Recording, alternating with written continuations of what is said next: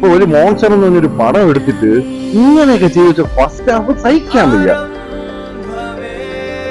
ഇതിനെക്കാട്ടി നല്ല സിനിമ എന്തോന്നും മരയ്ക്കാറ് കുറച്ചു നേരം ഇരുന്ന് ഉറങ്ങാനെങ്കിലുള്ള സമയമുണ്ട്. ഇത് അതിനില്ല. ഇടയ്ക്കിടയ്ക്ക് തക വെള്ളയാട്ടം എന്നും പറഞ്ഞ് ഉണർത്താനുള്ള സംവിധാനമുണ്ട് ഇതിനകത്ത്.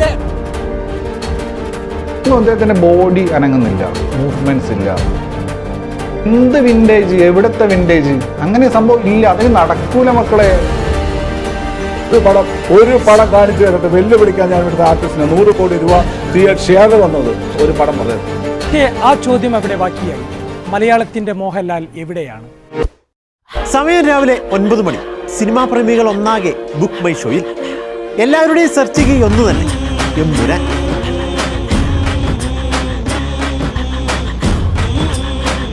ആദ്യത്തെ 1 മണിക്കൂറിൽ വിറ്റുപോയത് 1,00,000-നടുത്ത് ടിക്കറ്റുകൾ. ബുക്ക് മൈ ഷോ ആദ്യമായി സ്തംഭിച്ചു പോയത് മണിക്കൂർ.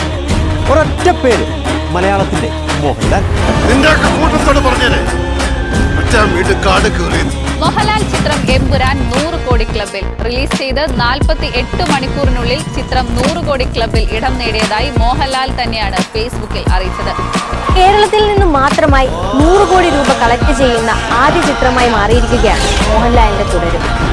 അങ്ങനെ മുണ്ടും മടങ്ങി കുത്തിയ ഇവിടെ ഉള്ള ഒരുത്തരും ഇല്ല. ഉരുണ്ടില് ഓളിച്ചടിക്കും.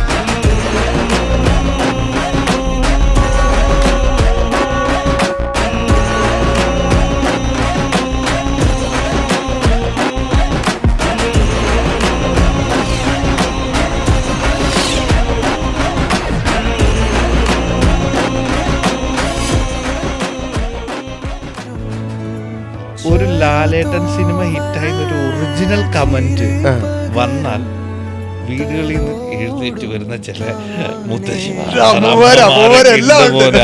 മോഹൻലാലിന്റെ ഒരു സിനിമ ഇറങ്ങിക്കഴിഞ്ഞാൽ, ലാലേട്ടന്റെ ഒരു സിനിമ ഇറങ്ങിക്കഴിഞ്ഞാൽ കാണാൻ ശ്രമിക്കുക എന്നുള്ളത് മലയാളി ശീലിച്ച ഒരു കാര്യമാണ്. തുടർച്ചയായിട്ട് 10 പടങ്ങൾ ഫ്ലോപ്പായി എന്ന് വിചാരിക്കുക. നല്ല ആഞ്ഞു ചിത്ത വിളിക്കുന്നു. ഒറ്റ പടം മതി.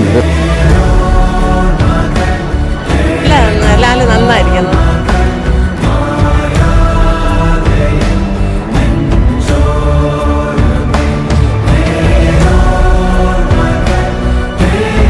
അടിപൊളി. മോഹൻലാലിന്റെ അഭിനയം നന്നായിരുന്നു. മോഹൻലാൽ തകർത്തെഴുതിയാണ്. ഇത്രയും നാള് മോഹൻലാലിനെ അഭിനയിക്കാൻ അറിഞ്ഞൂടാ, ഫൈറ്റ് അറിഞ്ഞൂടാ, അങ്ങനെയൊക്കെ പറഞ്ഞ് ഒരുപാട് പേർക്കുള്ള എല്ലാത്തിന്റെ ഉത്തരവും ഈ സിനിമയ്ക്കകത്തുണ്ട്.